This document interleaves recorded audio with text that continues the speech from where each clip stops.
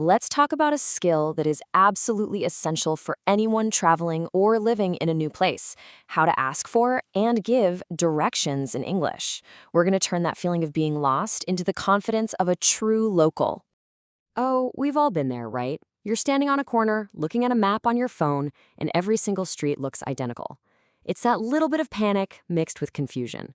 It can be stressful, for sure. But hey, it's also where the real adventure begins.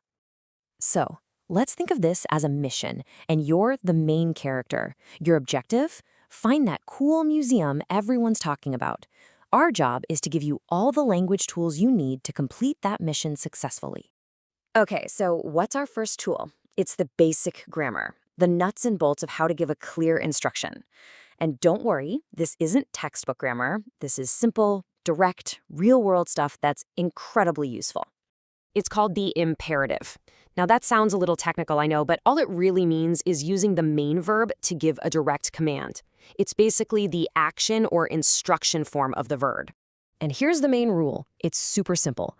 Just drop the subject. So instead of saying, you go straight, you just say, go straight. See?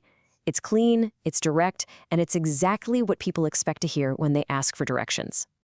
But what about when you need to tell someone what not to do? Well, that's just as easy. You just pop the word don't right before the verb. Don't turn right. Don't cross the street here.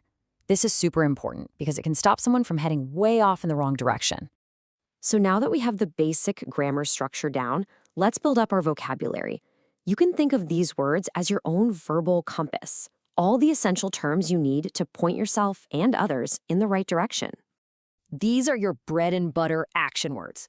Go straight, turn left, cross the street. I really like take the first right because it's so specific. And go past is a great one because it uses a landmark to help the person know they're on the right track. Okay, so you've gotten them close to the destination. Now it's time to really pinpoint the exact location. Is it next to the bank? Opposite the school? These little words, these prepositions, are what paint that final crystal clear picture in the listener's mind. Now hold on, before you use any of this, you gotta remember the magic words. In most English-speaking cultures, starting with a polite "excuse me" is absolutely key. It's the friendly signal that says, hey, sorry to bother you, but could I have a moment of your time? All right, we've got the grammar, we've got the vocabulary. Now let's see how this all comes together in a natural, real-world conversation. This is where it all clicks. So here we go. Our tourist starts off perfectly. A polite "excuse me," and then a really clear, simple question, perfect. And check out the response from the local. Go straight on the street. It's immediate, it's clear, it's direct. This isn't rude, it's just efficient communication. And right there, that's our first tool, the imperative, in action. See how clean that is? No extra words, just the information you need. The directions keep coming. Notice the word then. That's a sequence word, and it helps put the steps in order. And using a landmark like the post office, that gives you a solid visual anchor, which is so helpful. Yeah, those little landmarks are like your best friends when you're navigating a new place. They confirm you're headed the right way. And here we are, the final piece of the puzzle. It's not just on the right, it's on the right next to the big park. Those extra location words paint a really vivid mental picture. That's the difference between finding your destination and walking right past it. Yep, that specific final detail, it makes all the difference in the world. Now listen to this part. This is a critical piece of advice, a clear warning. Don't cross the bridge. This sets a boundary.